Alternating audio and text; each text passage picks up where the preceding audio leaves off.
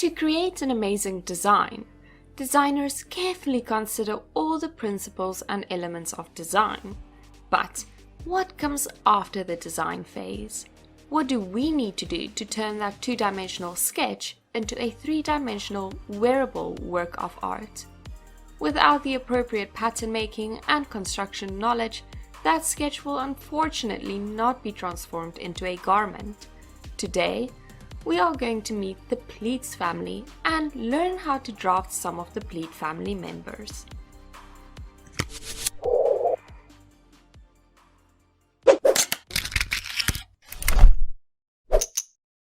Hello everybody, I am so glad you have decided to join me. Before we get started, let's quickly look at what you will need for this lesson.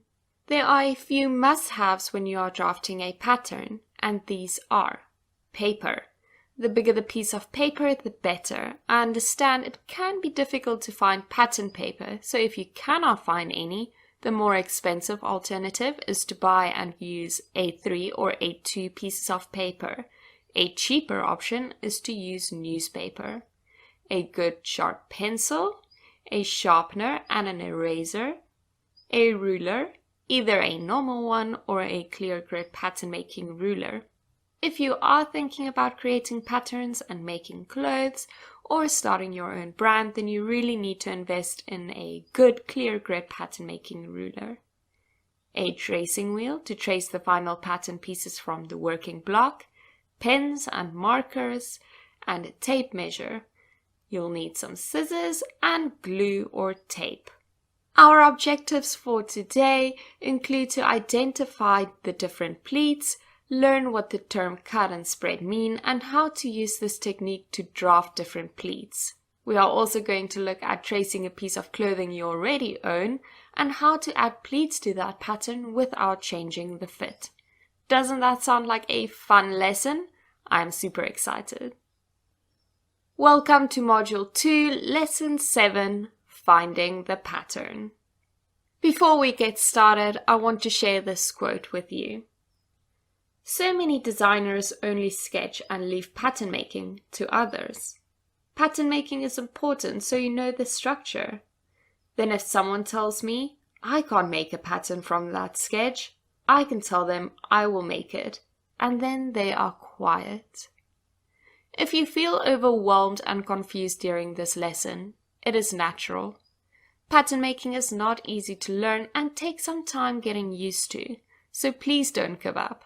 I promise it will get better and you will start to really enjoy the pattern making process. It is probably one of my favorite phases in the design process because this is where the magic happens. This is the first step of transforming your sketch into an actual garment. You know what they say, it is all in the details. Adding pleats to a design and a pattern is really a simple adjustment that can totally transform the look of the garment. These pleats and fall details serve a functional and also a decorative purpose. Pleats come in a variety of forms, shapes and sizes and can be found on a variety of garments, including skirts, dresses, tops, sleeves, jackets and pants. Skirts and dresses typically use pleats as a way to add volume from the waist, the hips or the hem. This is for ease of movement and also as a design detail. Typically, a shirt or blouse will have a pleat at the center back to allow for the shoulders to move freely. This is the same for jackets. Usually, the lining of a jacket will have what we call movement pleats to create some ease that allows a bit more freedom for the wearer. There are several different pleats, but we will go over the most popular pleats in this lesson. The most common types of pleats are the knife pleat, pin tucks, box pleat, and the inverted pleat. Let's start with a question. Do you know what a pleat is? A pleat is excess fabric that is folded in some way or another that creates volume. Pleats are not only used as a decorative design detail, but can also be used for functionality and ease of movement. They are created by doubling fabric over on itself to produce a fold. It is important to really understand what a pleat is and how it is created in order to draft it on a pattern. To make it easier to understand, let's take a closer look at the anatomy of the pleat and pleat terminology. The depth of the pleat is the distance from the outside fold to the inside fold of the pleat, like we can see on the image. Let's look at the image again. The underlay of the pleat is always twice the pleat depth. And then we get pleat spacing. The spacing, as you can see in the image, is the distance between the pleats. Now, let's get to the actual drafting of these pleats. If you have a pencil, paper, scissors, and glue ready, please join along and draft your patterns with me. If you don't have that right now, don't worry. Please take mental notes so that you can draft these pleated patterns when you have all the tools.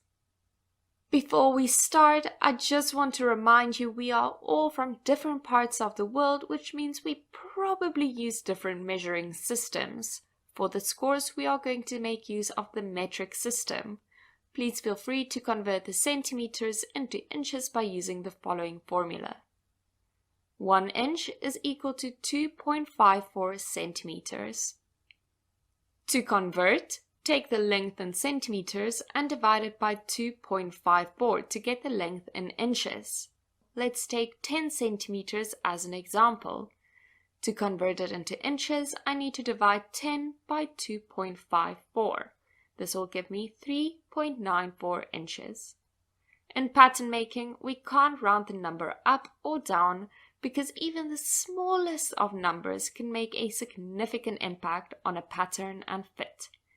Also, a handy tip, please make use of the centimeter to inches converter on Google. It will save you a lot of time and headaches. There are also quite a few converter apps available. This you can download onto your phone and have it close by when you need it. We spoke a little bit about what cutting and spreading is in our previous lesson, but today we are actually going to learn and use this technique. If you are not familiar with this method, now is the time to familiarize yourself. In the most basic sense, cutting and spreading means exactly what it says. It involves the cutting of a pattern into pieces and spreading those pieces to increase or decrease the width and fullness of a garment. The actual technique is very simple and intuitive. However, it is a bit tricky when you start drafting certain pleats. So let's quickly take a look at a little video of how I cut and spread a pattern. First, I'm going to start by creating a basic block for myself. As you can see, this one I've created is 30 centimeters by 24 centimeters. You are more than welcome to use these measurements. I am then going to divide this into 3 sections, and these sections will become my cutting lines. So I am dividing 24 by 3, and that will give me 8 centimeters. I'm then drawing in my cutting lines. Please be as accurate as you can possibly be. You see, I moved my ruler, but I quickly fixed it. It is important in pattern making to really be accurate and perfect. If you don't have a clear grid ruler, you need to measure at the top and then the bottom and connect the lines.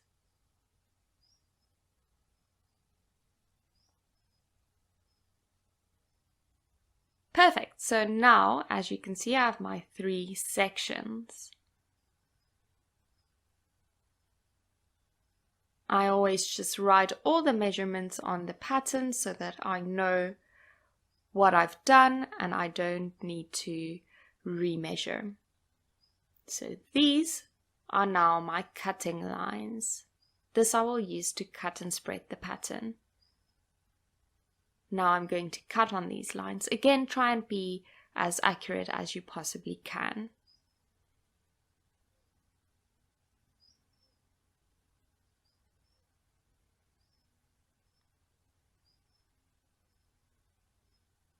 Also try and keep them in order. Now I need to add in paper. This extra paper will be extra fabric in the end. I will glue one section onto a piece of paper.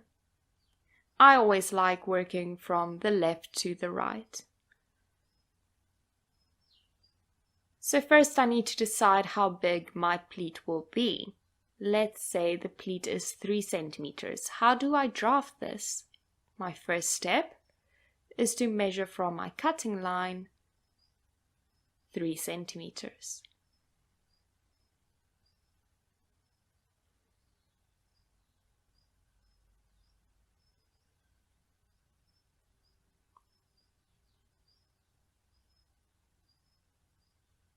Again, I just always write in what I've done. And now I'm measuring another 3 centimeters. And this will become my pleat underlay.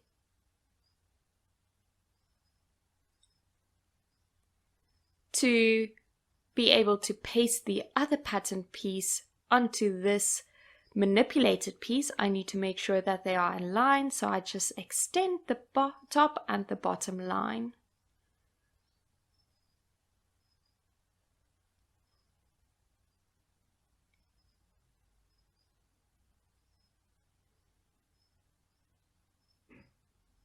Now I am going to paste my extra pattern piece to the one I've been working on. Make sure that your lines line up.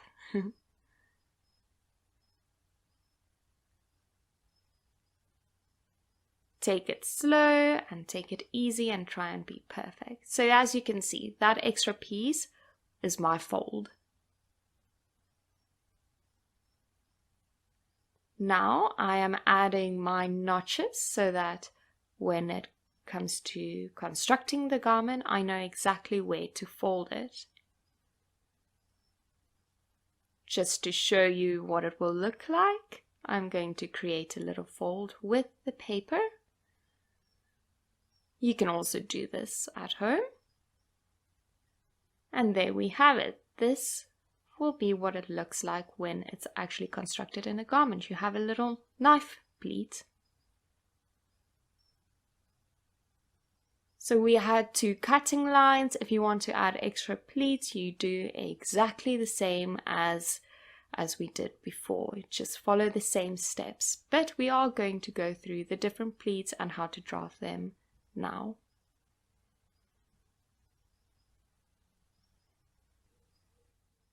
A knife pleat sounds dangerous, but it is actually one of the easiest pleats to draft. They are the most used pleats and are mostly seen around the waistband of a skirt like the one in the image. You also see it quite a lot on a sleeve at the cuff. Knife pleats all move in the same direction. Usually, as you can see in this image, the depth of the pleat is half of the distance of the pleats. This way, all the pleats will lie flat. So, how do we draft this on a pattern? First, let's start with a basic block. To draw this block, you can use any measurements. Mine are from A to B, 24 centimeters, and D is the halfway point. A to C is 30 centimeters.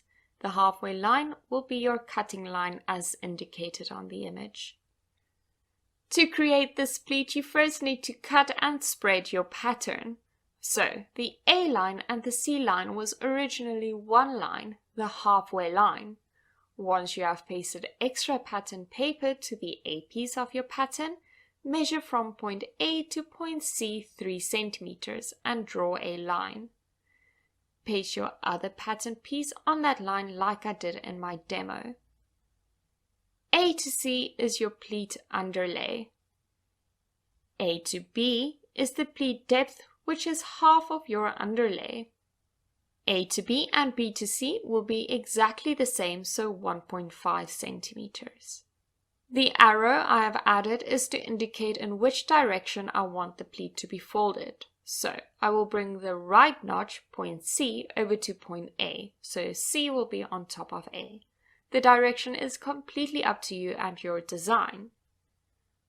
This is exactly the same pattern I have drafted in my pleat demo video. The only difference is the measurements. So In the video, I used a pleat underlay of 6 centimeters, and in this example, I used an underlay of 3 centimeters. Pin tucks are almost like knife pleats, but just a little bit smaller. When the folds are very, very narrow and you have multiple parallel folds, they are called pin tucks. You often see it on shirts similar to the one in the image. So, how do we draft this on a pattern? So these pin tucks are also usually in the same direction. Generally, they are sewn pleats. This means that the pleats don't really create volume. The depth of these are usually equal to the distance between the pleats, but this is not a rule. I'm going to use my 24 by 30 centimeter block again and draw in 3 cutting lines this time because I want to make a few pleats next to each other to get that classic pin tuck look. You can draw these lines in anywhere, but make sure that the distance between the cutting lines is 1 centimeter. By now you should know that you need to cut and spread the pattern before we can continue drafting the pattern.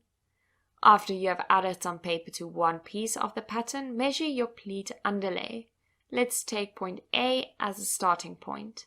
So, A to C would have been 1 cutting line. Now, the distance between them should be 2 centimeters, which is the pleat underlay.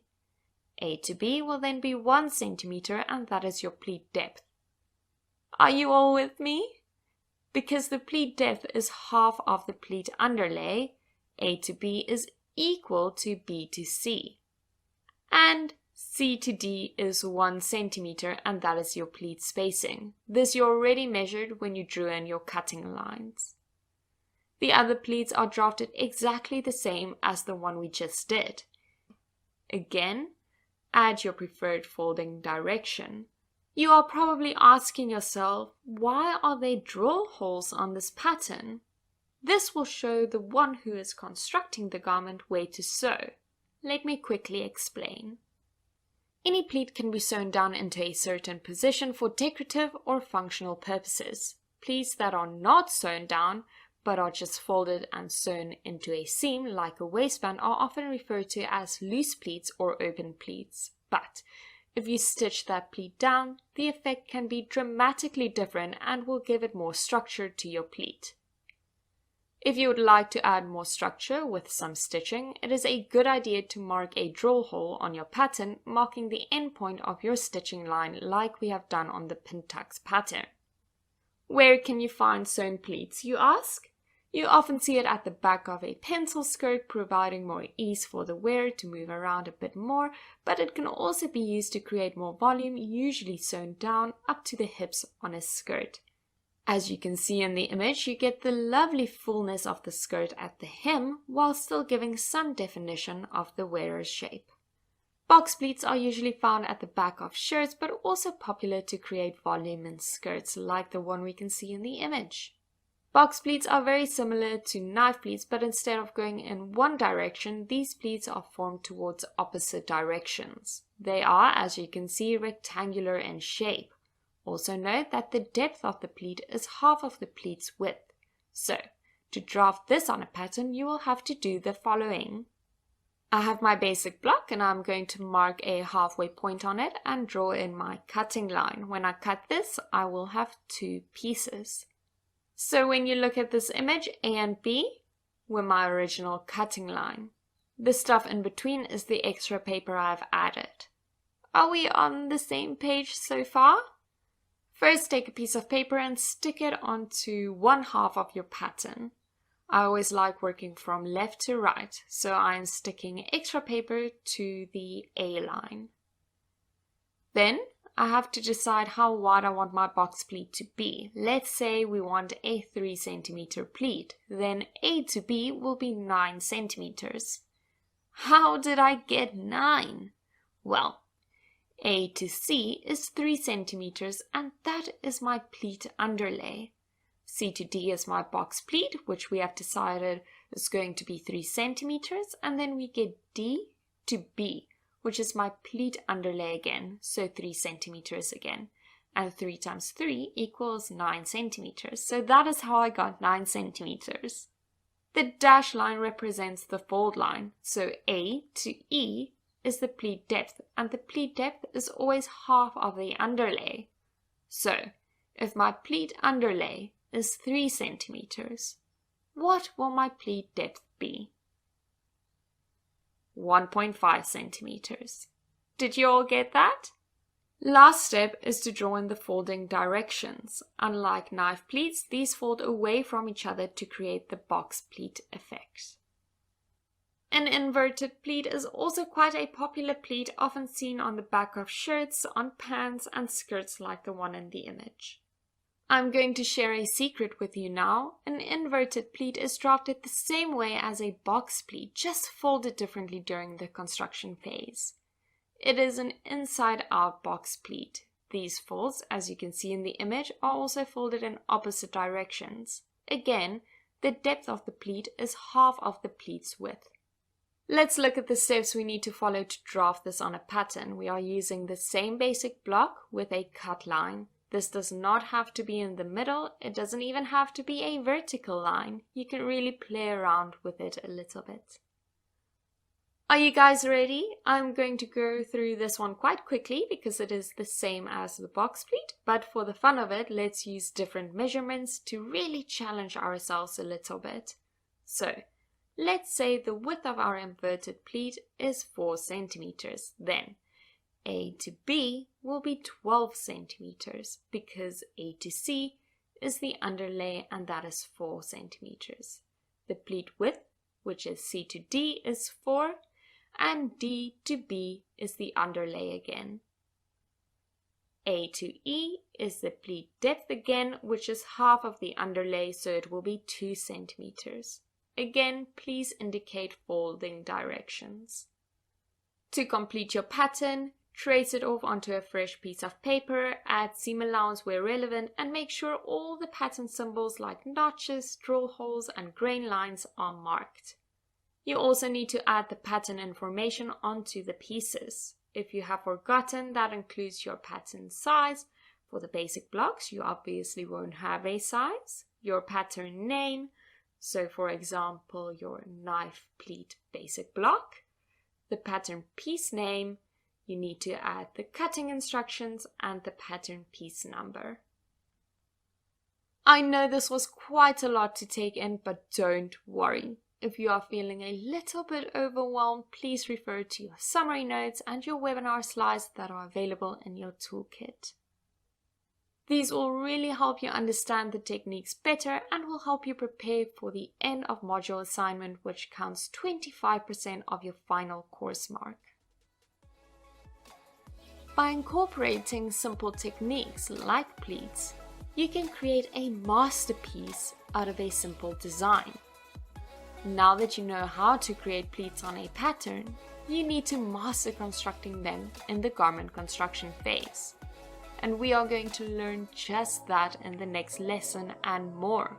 But I am going to keep some as a surprise. Please join me, it is going to be a good lesson.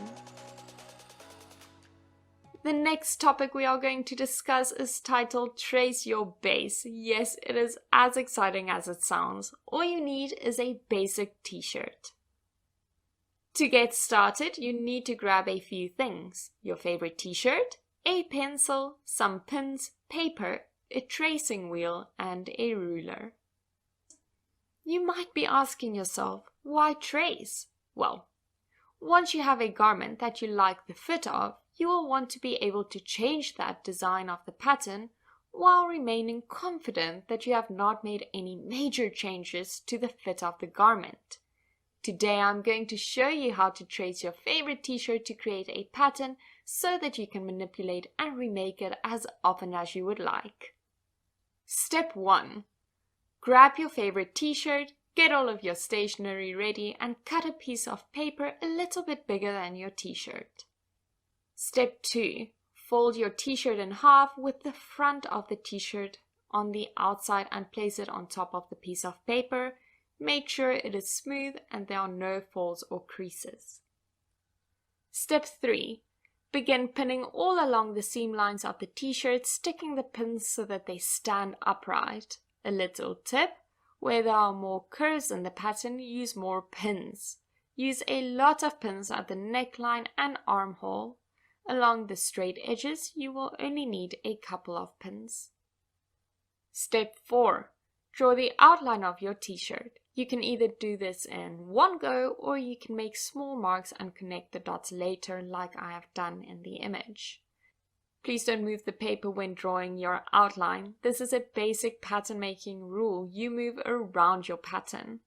When you have pinned all the way around your t-shirt and trace the outline, you can now take the pins out and lift the t-shirt off of the paper. Step 5. You will be able to see all the little holes your pins created. Sometimes it is a little bit difficult, but as soon as you find one hole, you will find the rest. Mark the holes with a pencil so that they are more visible. Step 6. Connect the dots using your ruler. Make your way around the entire half of the t-shirt. Now, you need to true your lines. Truing, or to true your pattern, means checking that all your lines are clean, all the shapes are nice and smooth, or as you designed them to be. You will notice that now you have the back and the front on one piece, so on a separate piece of paper, trace over the back to separate the front and the back pattern pieces. I suggest you also trace the front onto a separate piece of paper and keep this pattern piece to refer to at a later stage or if you want to make another copy. Step 7. To create the sleeve, the t-shirt can be opened. Fold the sleeve flat along the shoulder and underarm seam and repeat all the steps. Pin, outline, mark holes, connect the dots and true your sleeves. And there you have it. You have created your very own t-shirt block by tracing. The last step is to label your pattern with the appropriate information. My size of the t-shirt was a size medium and I want to call this design the t-shirt. You can call it whatever you like. This is the front of the t-shirt and the other one is the back of the t-shirt, the sleeve and the neck piece. Each pattern piece needs to be placed on the fold and only cut out once except for the sleeves because we do need 2 sleeves. This pattern consists out of 4 pattern pieces, so I have numbered each piece accordingly. The front, the back, the sleeves, and I've also added binding for the neck.